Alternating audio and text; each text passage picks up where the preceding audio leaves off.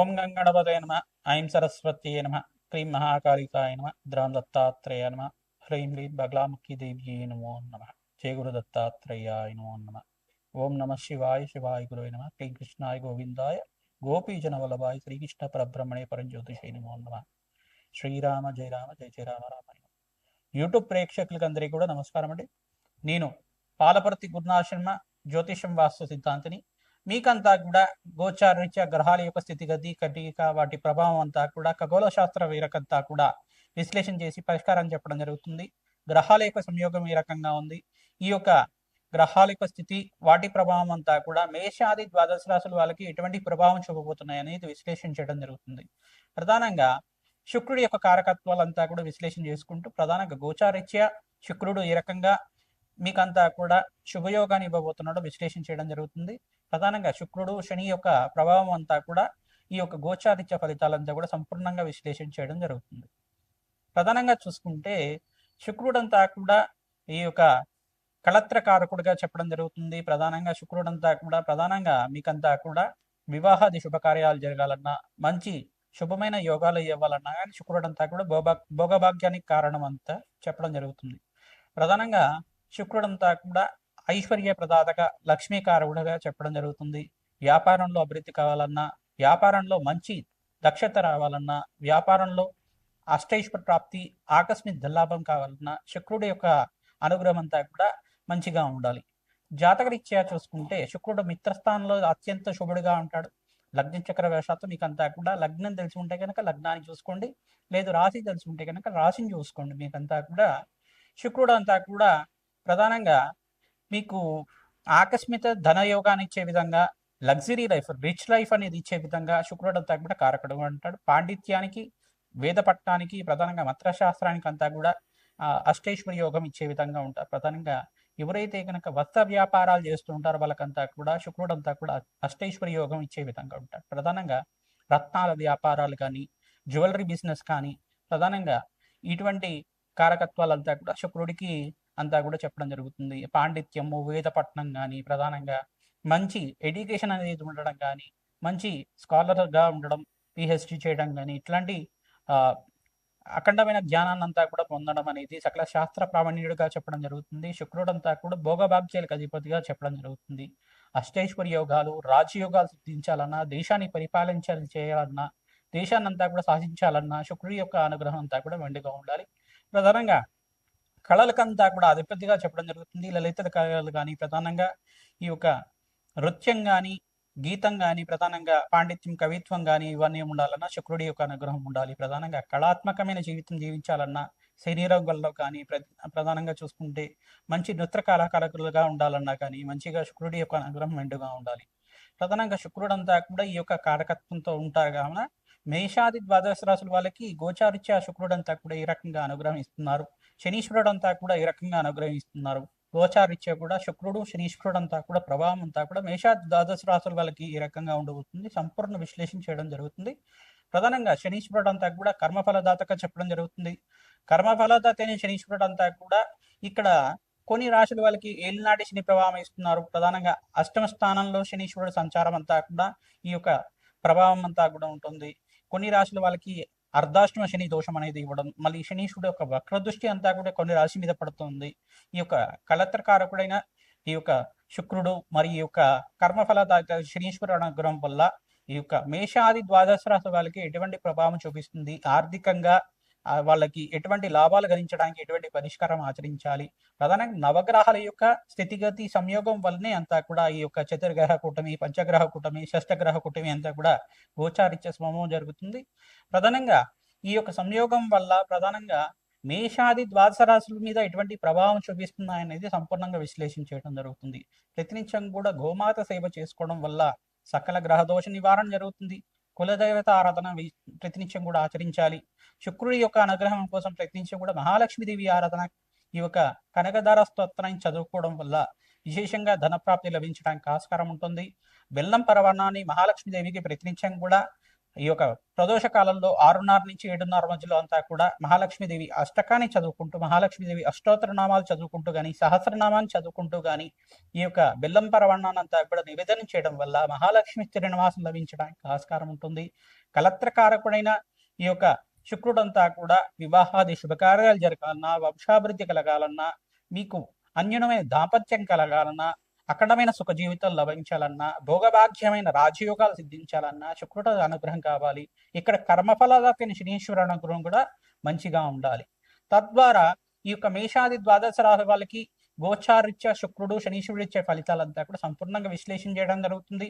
Video అంతా కూడా చూడండి, మీరు లైక్ చేయండి, సబ్స్క్రైబ్ చేయండి. తద్వారా మీకంతా కూడా ఈ యొక్క ఫలితాలు పరిష్కారం అంతా కూడా మీరు మంచిగా ఆచరించడం వల్ల మీకంతా కూడా మంచి ఫలితాలు రావడానికి ఆస్కారం ఉంటుంది.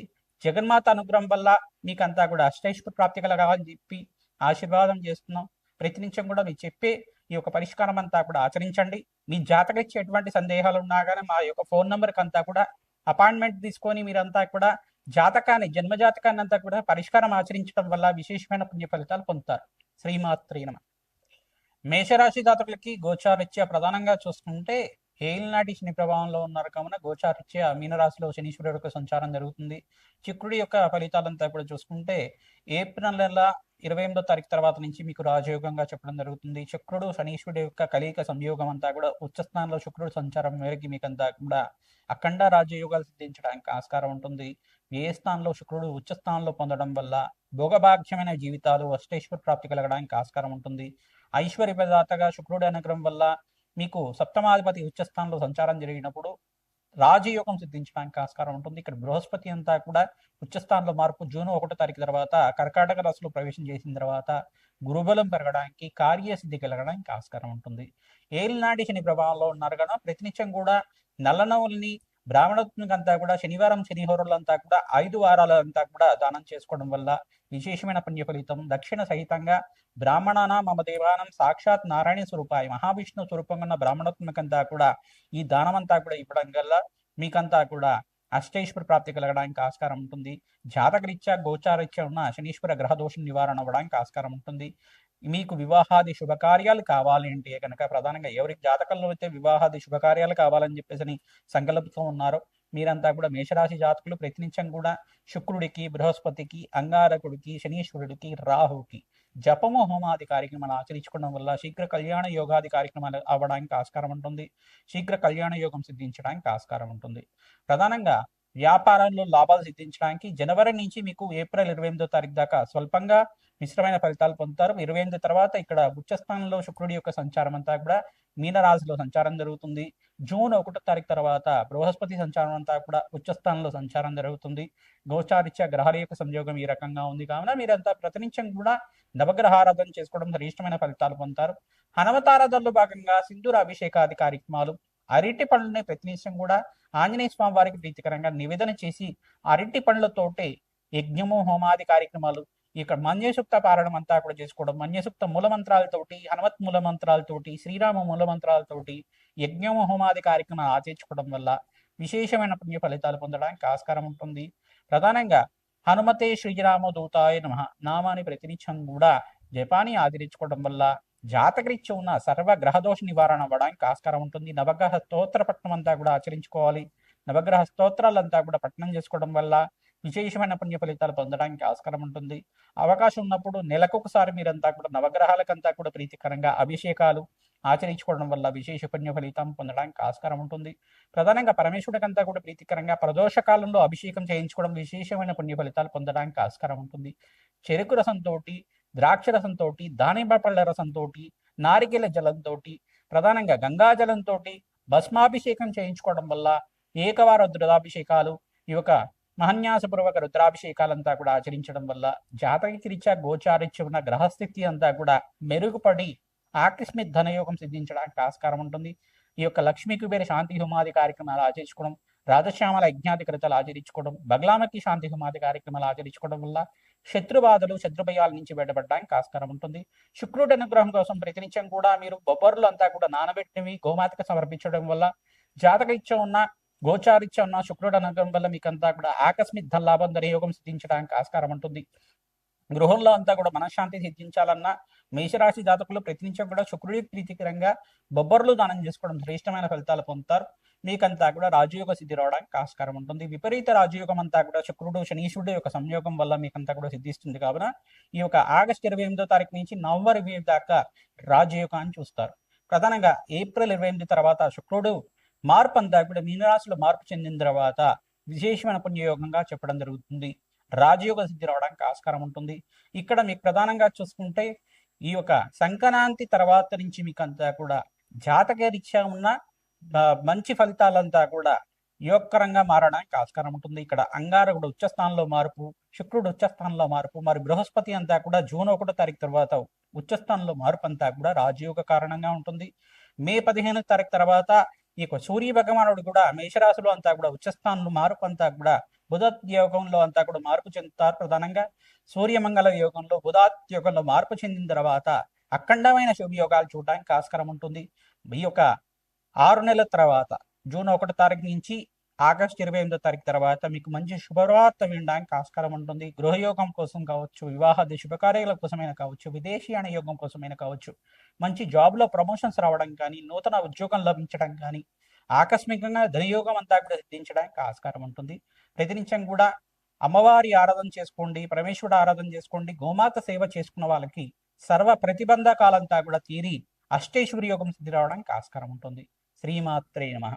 మేషాది ద్వాదశ రాశుల వాళ్ళకి సంక్రాంతి శుభాకాంక్షలు అందరూ కూడా విశ్లేషణ చేయడం జరుగుతుంది. ప్రధానంగా సంక్రాంతి వేళల్లో అంతా కూడా ప్రధానంగా 14, 15, 16 తారీఖులో అంతా కూడా సంక్రాంతి అంతా కూడా జరుపుకోవడం జరుగుతుంది.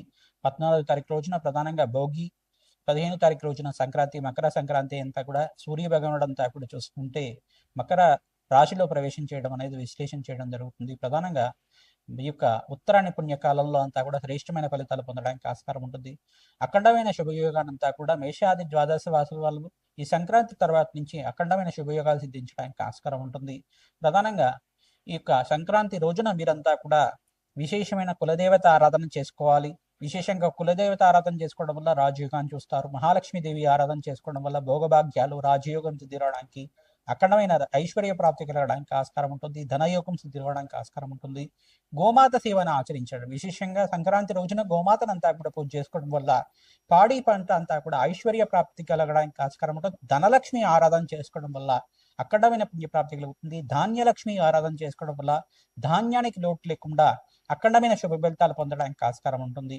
ప్రధానంగా పితృదేవత ఆరాధన చేసుకుంటారు. సంక్రాంతి రోజున పెద్దల పండుగ అంటారు కాబట్టి పితృదేవత ఆరాధన చేసుకోవడం వల్ల పితృదేవతలంతా కూడా శాశ్వతంగా బ్రహ్మలోకంలో నివాసం ఉండడానికి కానీ, శాశ్వతంగా వైకుంఠ ప్రాప్తి కలగడానికి కానీ, శాశ్వతంగా కైలాస ప్రాప్తి కలగడానికి కానీ, శాశ్వతంగా స్వర్గలోకంలో పుణ్యలోకంలో స్థిర నివాసం ఉండడానికి ఈ ప్రధానంగా ఎక్కువ రోజునే ప్రధానంగా సంక్రాంతి రోజున మాత్రమే ఎవరైతే కనుక ఈ యొక్క పితృదేవత ఆరాధన చేసుకుంటూ ఉంటారో మీకంతా కూడా రాజ్యోగంగా చెప్పడం జరుగుతుంది.